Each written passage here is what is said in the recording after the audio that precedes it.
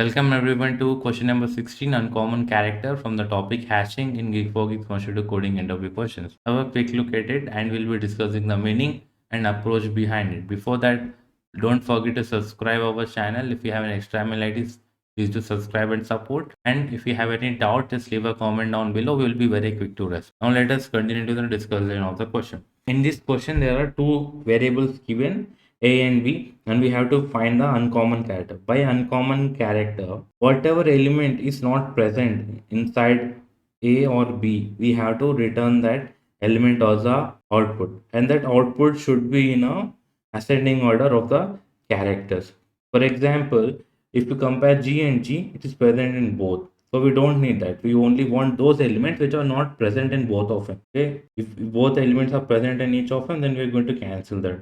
A is also present, S is also present. Now if you see F is not present inside B, so we're going to add that to a list. Okay, then F is being added. Now Q is also not there, Q will also be added. This will be added to a list here. Okay, now F is over, Q is over. Now O is over there. Okay, O is also not there, we're going to add O also. Is R there inside this? No, R is not there. So we're going to add R also. We are going to check if G is present inside this. Yes, G is present. Okay. Duplicate values are also not allowed in this case. So Geeks is already there. So we're going to cancel that.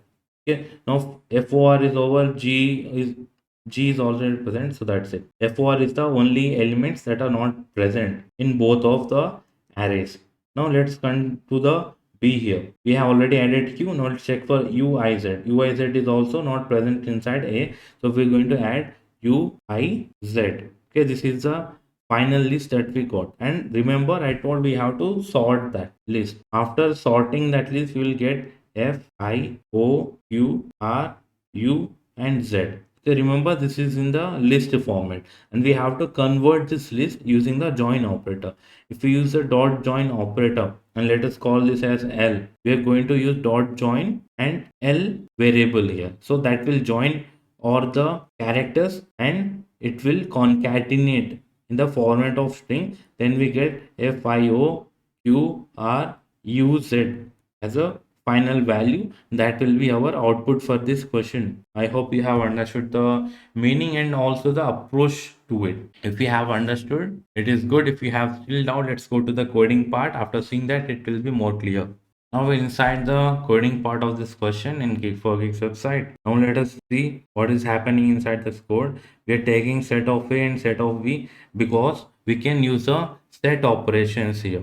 Okay, by using the set operations like minus operation, we can eliminate all the common elements. Okay, A minus B will give us only the unique values that are present only inside A, so that are stored in A. Similarly for B, only values that are present inside B, only those values will be stored inside the variable B. Okay, now only the valuables, uncommon values, are being stored in A and B. Now we're going to add all the values from A and B also. After appending A values and B values, we're going to sort that list here.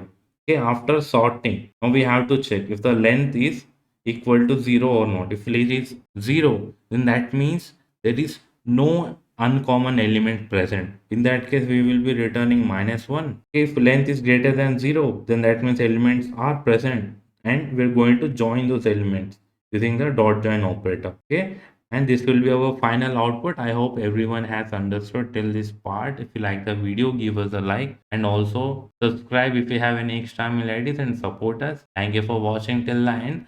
Let's meet in another question.